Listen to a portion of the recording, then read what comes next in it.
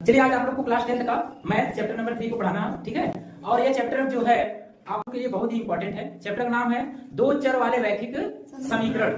दो चर वाले, एक चर या दो चर। चर होता क्या है? चर किसे कहते हैं? चर किसे कहते हैं? कोई एक लोग बता दे।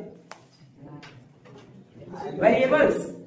चर वह मान होता है या चर वह राशि होती है जो हमेशा क्या होती है? बदलती रहती है। क्या होती रहती है? बदलती रहती है। कभी कभी आप देखोगे x का मान 1 आता है, कभी 2 आता है, कभी 3 आता है, कभी 4 आता है, कभी माइनस में आता है, कभी बटे में आ जाता है। तो x का मान फिक्स है? नो सर, मान इसका बदल रहा है ना। जब मान बदल रहा है इसलिए इसको कहते हैं चर।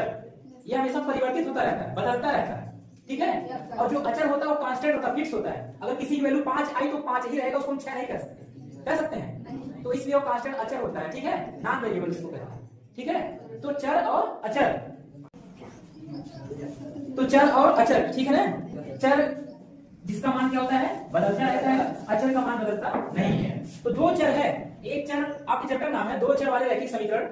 दो चर, एक x हो सकता है, एक y हो सकता है। मतलब यस भी हो सकता है, t भी हो सकता है, y भी, y के साथ z भी हो सकता है ना। मतलब अल्फाबेट का कोई भी लेकर आ सकता है, अल्फाबेट का कोई लेकर आ सकता है। चर से संबंधित आपके क्वेश्चन जो होंगे। अब इसमें देखिए दो तीन टॉपिक है, बहुत इंपॉर्टेंट है। पहला है कि प्रतिच्छेदी रेखाएं।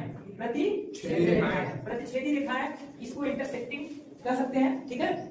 इंटरसेक्ट जो लाइन करती हैं उसके लिए प्रतिच्छेदी मतलब दो रेखाएं एक दूसरे को अगर किसी एक पॉइंट पर, एक बिंदु पर क्या करती हैं? काटती, इंटरसेक्ट करती हैं, उसे प्रतिच्छेदी रेखा कहते हैं, ठीक। इस प्रतिच्छेदी रेखा के केवल अद्वितीय हल होते हैं, ठीक है। अद्वितीय मतलब कोई दूसरा हल नहीं होता है, अद्वितीय हल होता है, मतलब एक ही हल होते हैं। कितने हल होते हैं? एक हल होता है। इसको हम ब्रैकेट में कर सकते हैं, एक हल, केवल एक हल, है ना। क्यों? केवल एक। और इसको हम क्या कहते हैं? संगत। कैसा होता है? संगत रूप का होता है, ठीक है ना। और दूसरा पॉइंट है समांतर रेखाएं। कैसी रेखाएं? समांतर रेखाएं, इसको पैरेलल लाइन बोलते हैं, ठीक है। एक दूसरे के क्या हो? पैरेलल, जिसके बीच की डिस्टेंस हमेशा हर जगह क्या होती है? इक्वल होती है, बराबर होती है। ये इस टाइप से बनता है, ठीक है। और ये इसमें क्या होते हैं? कोई हल नहीं होता, कोई हल नहीं होता, कोई हल नहीं होता है। यह कैसा होता है? किस रूप का होता है? असंगत। कैसा होता है?